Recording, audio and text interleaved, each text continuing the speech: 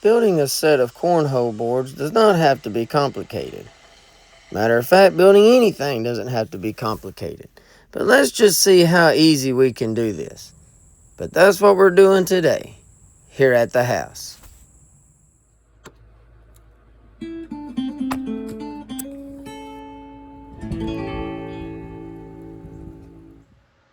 Starting out with a first-class diagram of the measurements I found online. There's also a material list in the bottom left corner. Now, throughout the process, I was able to find almost everything I needed to build these things. If I didn't have it, I knew somebody else that did. So this thing didn't cost me nothing to build these. And it doesn't take a whole lot of material if you don't have them anyways. But right here, we're going to start as 48 inches long. So we're going to subtract 3 inches because these boards are going to go on the inside of the outside boards, if that makes any sense.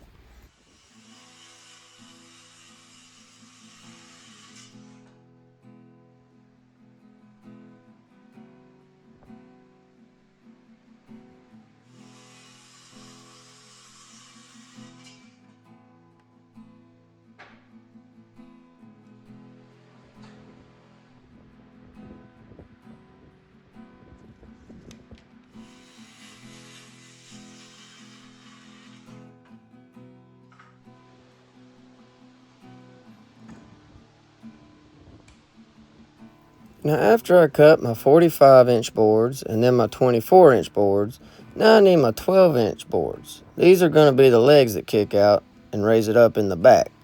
But these need a 15-degree angle on them. So yeah, I do have a miter saw, but I realize the majority of people in the world don't have a miter saw.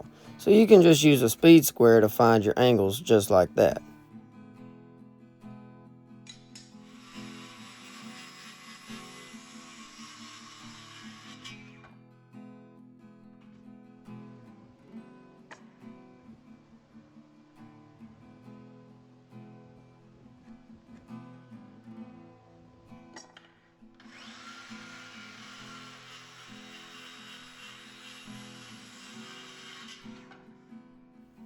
I dig around in my shop for a little while and just find anything that's round where I can draw a pattern, because I need to cut these out with a rounded shape on the end. Because when these boards turn on the inside of the frame, they can't hit the plywood on the top. So I'm going to round these off using a jigsaw. Now, if you don't have a jigsaw, you can do it with a skill saw. Just take your time and just keep going over it real slow and just kind of turning the saw as you go, and you can get a basic round shape. It does not have to be cut perfect. I'm going to come back and sand it down anyways to true up the shape. While I got all my pieces just laying here on the table, I'll go ahead and sand them. It's easier to do it now than after you put it all together, and you can get them hard to reach places this way.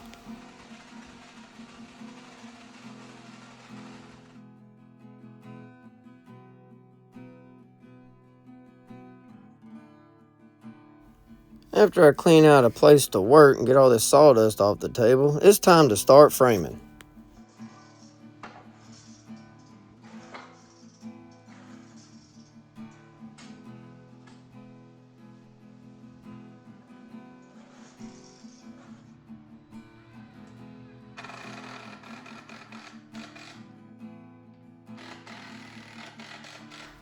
I have a square laying in the corner, but at this point, I don't really care if the frame is square or not.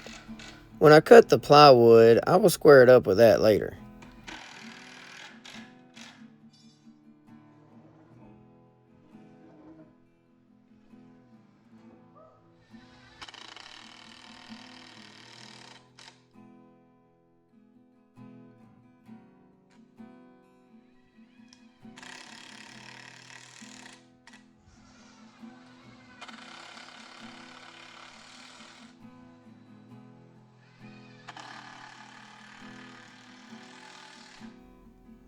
Alright, I'm done with one. Now I gotta do it one more time.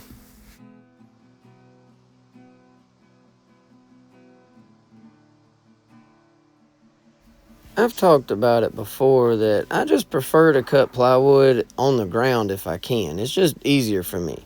So I lay these frames down and just use them to get this plywood up off the floor so I can make my cuts.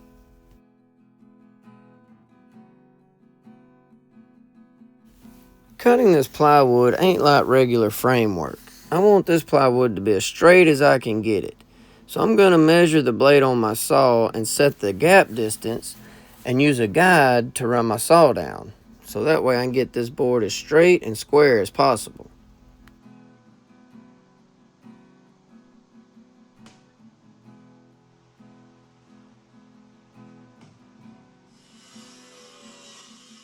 And this is why I like cutting plywood on the ground. I can just crawl on top of the board as I cut, and I don't have to keep reaching my arm way across the board to try to run the saw.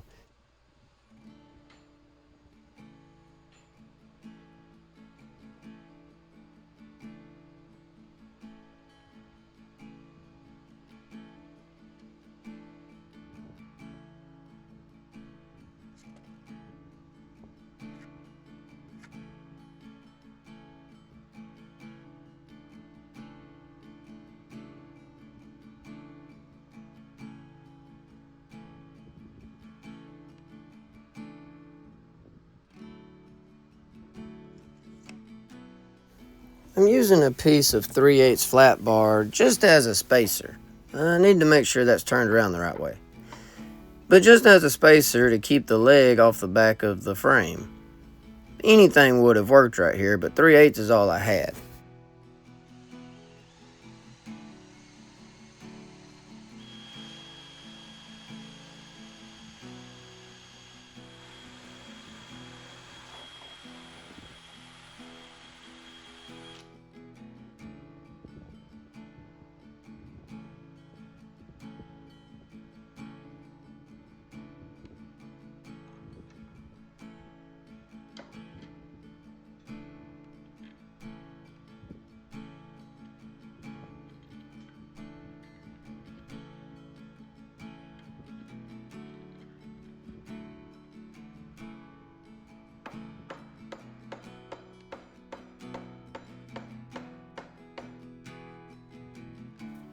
There's no doubt about it. These bolts are a mile too long. And I could cut them off if I wanted to, but since they're going to stay under the board, you ain't going to never see them anyways, they'll be fine. But when I was looking for bolts for this project, I found these two and thought, oh great, I've got enough. Later on, as I was putting all this together, I realized I needed 4 because I was building 2 boards. Well, I didn't have enough, so I had to come back later and replace them with these other bolts that I found.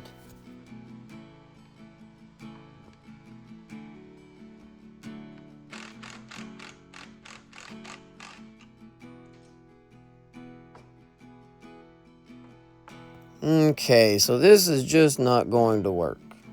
The legs are coming up too high when you try to kick them out. When I fasten the plywood to this thing, they're going to hit and they'll never go down. So what I could do is take them back off and keep sanding on them until I get them to go down. But I'm going to cheat a little bit right here and use my grinder. This will remove the wood really quick.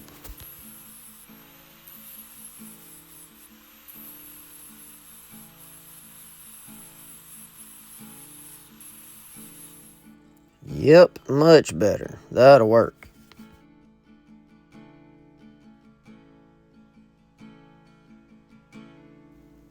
There's a couple things you can do to fasten the plywood to the frame.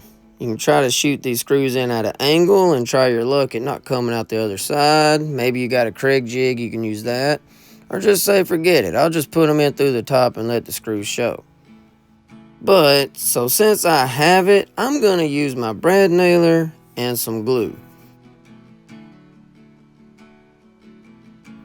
Regulate my air pressure. I'm going to turn it down to about 50 psi and try that. Right here it's just trial and error until I get it set the way I want it. I don't use this gun enough to really know where it needs to be. Earlier I said I would use the plywood to square up the frame. Well, I'm going to show you a trick that the old Egyptians used to do to square their stuff up. Just pick it up and hit it on one side and twist the frame, until you get it where you want it. See, look at that. That thing is perfect.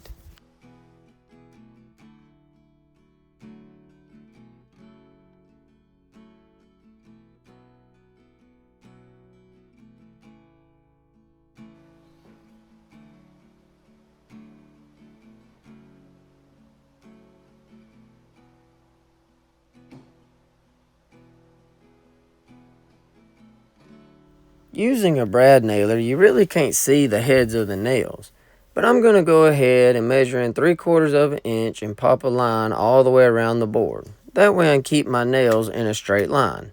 You know, that's part of my professionalism.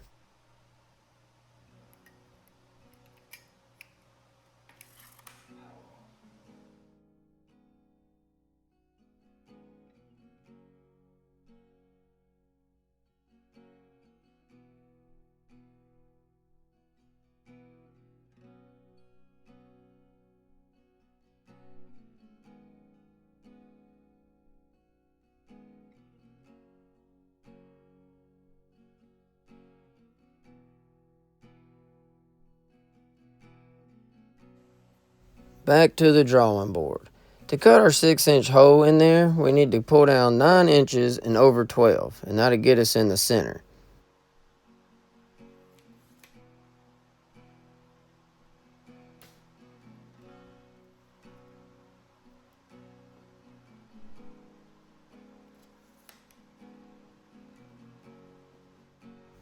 This hole saw is huge.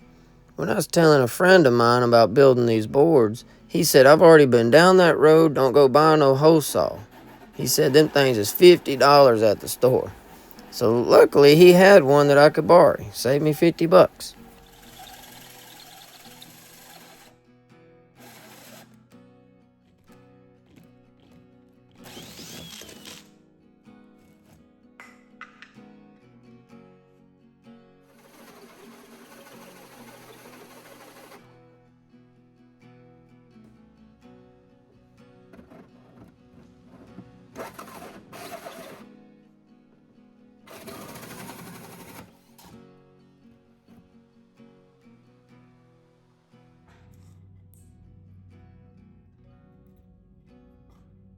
You don't have to use a hole saw. I mean, you can cut it out with a jigsaw, but there's no way I could cut out a hole perfectly round using a jigsaw.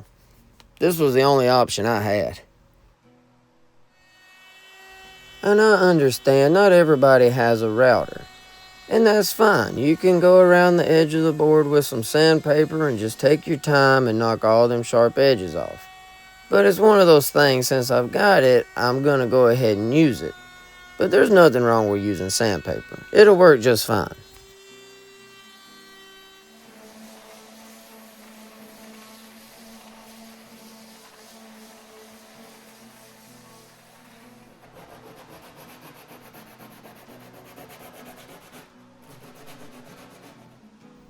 And this is the worst part of the whole build.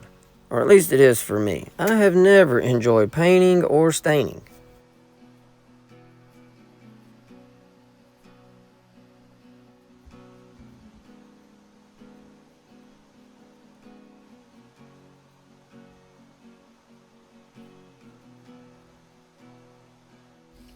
I come back out here the next day with some really fine sandpaper and go over this stuff and getting it ready for the clear coat.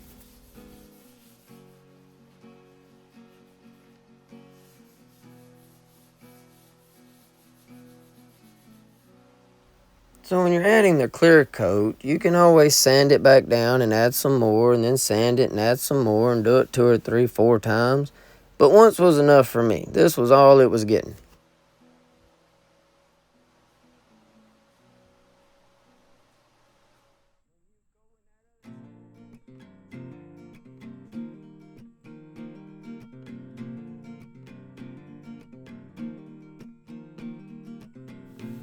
These did not take that long to build, just a couple of hours. Waiting on the stain and the clear coat to dry was the longest part. But now it's time for the biscuit gravy and the yellow muffin mix cornhole toss showdown.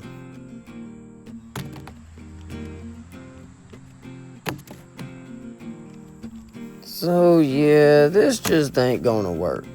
Looks like we need to run to the Walmart and get some sandbags. But y'all, like always, thank you so very much for watching here at the house.